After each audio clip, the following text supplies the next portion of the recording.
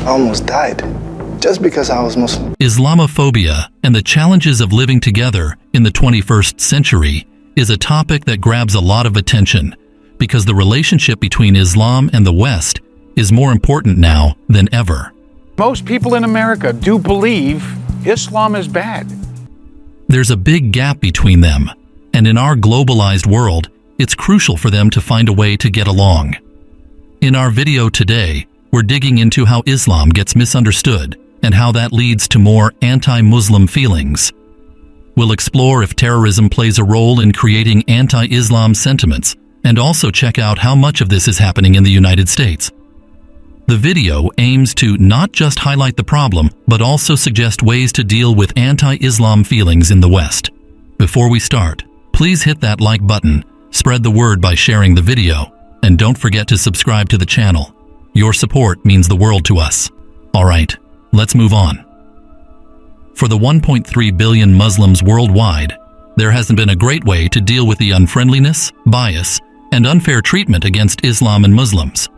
Back in 1997, the Runnymede Trust, a UK think tank, came up with the term Islamophobia to talk about a kind of racism they saw, coming from both how Muslims look different and from not accepting their beliefs.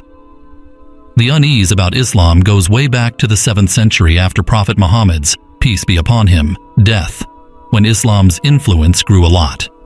But after the September 11th attacks, many Muslims, especially in the West, started facing suspicion, harassment, and discrimination. Too many folks see Islam as one big block, thinking it's against the West. In the US, the media often paints Islam as a radical and extreme religion that doesn't fit with a progressive society like America. While Muslim Americans deal with anti-Muslim feelings, there are other issues for Muslim families, especially when it comes to their kids. With the rise of anti-Muslim talk, families worry about their children's safety. Religion has always been a big part of our lives, shaping who we are and building civilizations. Islam, which means peace, has played a crucial role in guiding Muslims with ethical principles throughout history. These teachings cover things like being good, honorable, just, compassionate, and treating others with dignity. Muslims believe in tolerance and diversity. Throughout Islamic history, Muslims have been leaders in gaining knowledge and sharing it with other cultures. Under Islamic rule, non-Muslims were treated fairly. Their places of worship were maintained, personal laws protected, and expenses sometimes covered from public funds. In places like Cairo, Jerusalem, Andalusia, Istanbul, and throughout the Ottoman Empire, Muslims, Christians, and Jews lived together, and communities thrived. Islam stands out in protecting the rights of minority groups, ensuring freedom and dignity. The Islamic State guarantees social justice for everyone, no matter their religion, race, ethnicity, or language. Sadly, Muslims face a lot of unfair treatment.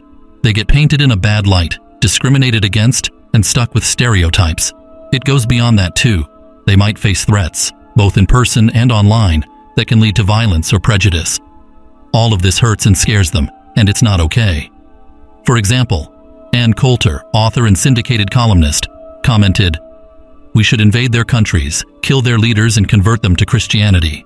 We weren't punctilious about locating and punishing only Hitler and his top officers. We carpet-bombed German cities. We killed civilians. That's war. And this is war." Also, Michael Savage, host of The Savage Nation, stated, "I tell you right now, the largest percentage of Americans would like to see a nuclear weapon dropped on a major Arab capital. They don't even care which one. I think these people need to be forcibly converted to Christianity. It's the only thing that can probably turn them into human beings." Online, there's a bunch of virtual communities and hate groups spreading a violent Islamophobic and racist message. They're creating a nasty vibe in the virtual world. It's crucial to keep an eye on these new groups and see what they're up to, because the stuff they share can harm how people get along in society. Lately, there's been a rise in online abuse against Muslims, and we really need to tackle this issue on social media. Hate on the internet doesn't just affect victims directly, but it can also lead to crimes. The internet is a powerful tool that can influence people's actions.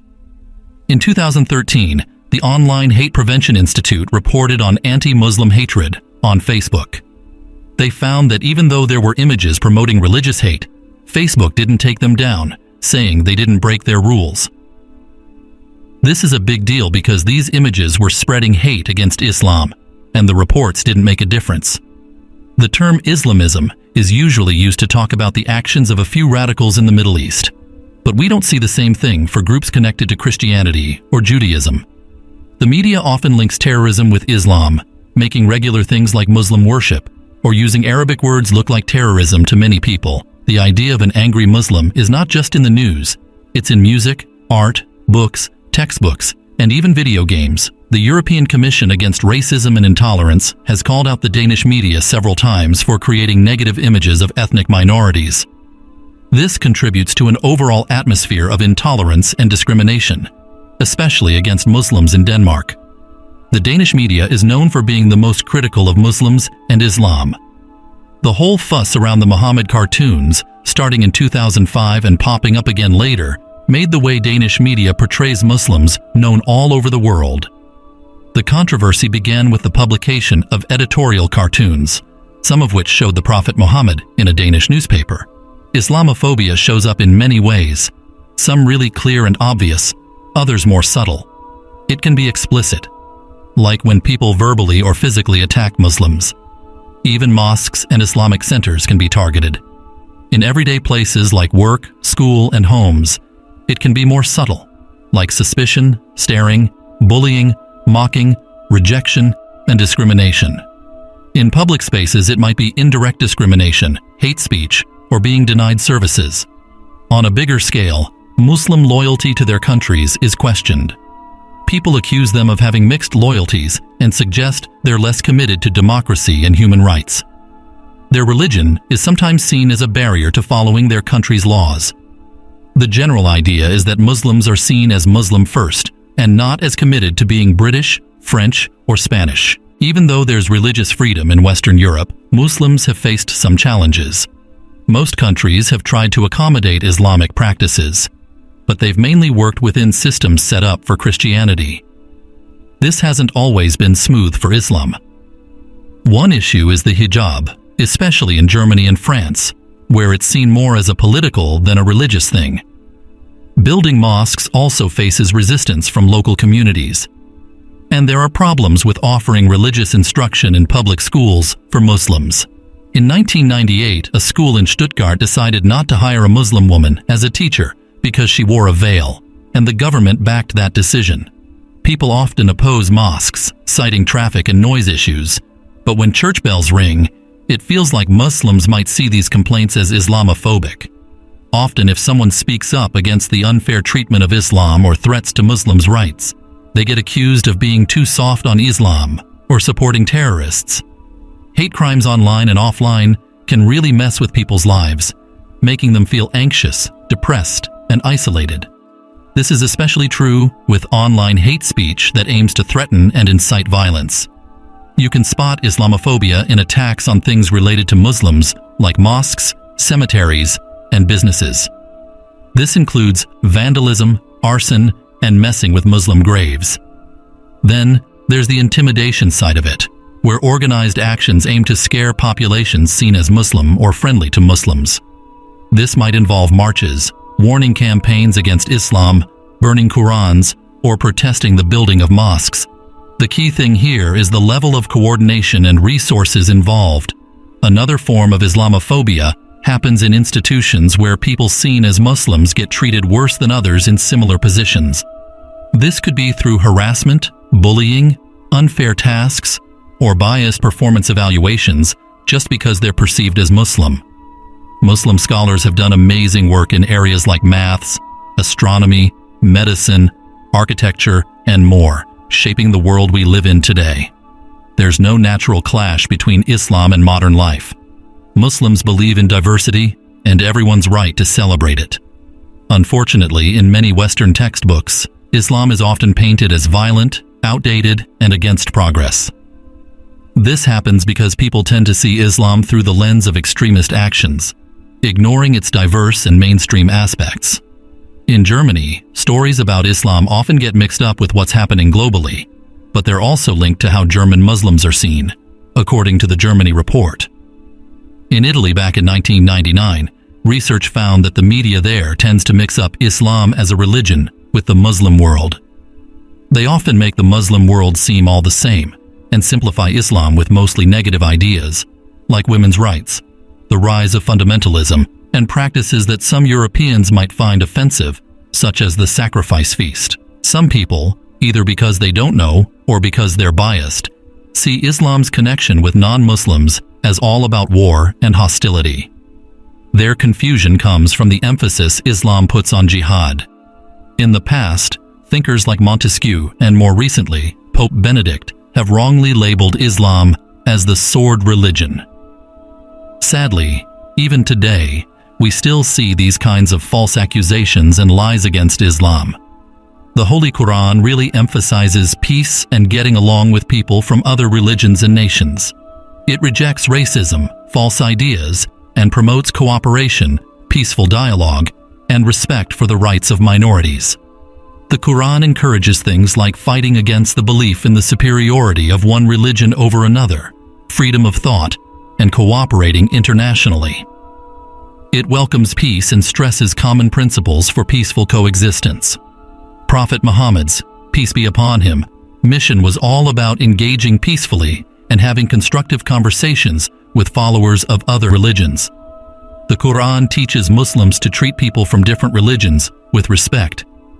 It's important to remember that Muslims, like anyone else, are just human beings. While there might be a few bad individuals, they definitely don't represent the entire Muslim population. To understand how Islam relates to other religions, it's important to know the principles laid out by Islam for building and sustaining those relationships. The Holy Quran and the teachings from the infallible, along with their life stories, are reliable sources for understanding the Islamic perspective. The Prophet of Islam, peace be upon him, while emphasizing the importance of Islam, still treated followers of other religions kindly and respected their laws.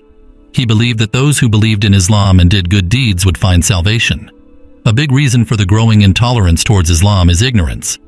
Many folks don't really understand Islam, and they mix up regular Muslims with the actions of extremists. It's a lack of knowing the difference between mainstream Islam and the beliefs of a few extremists. People who spread false rumors and paint Islam in a bad light usually don't know much about the religion. They're not familiar with its principles and laws. To tackle the issue of Islamophobia, it's crucial to have genuine knowledge. An interesting example is Joram van Claveren, a Dutch politician who was writing an anti-Islam book. Surprisingly, during his research, he learned about Islam and ended up converting to it. He mentioned in an interview that once he explored and understood Islam, it inspired him to become a Muslim. As we wrap up our exploration into the complexities of Islamophobia and the challenges of coexistence in the 21st century, it's evident that the misunderstandings surrounding Islam persist in our globalized world. The gap between the Islamic faith and the West is significant, yet finding common ground is crucial for fostering harmony. Before we go, we urge you to hit that like button, share this video to spread awareness, and subscribe to our channel. Your support is invaluable in promoting understanding. Thank you for joining us on this journey. Until next time, stay informed, stay compassionate, and let's continue building bridges of understanding.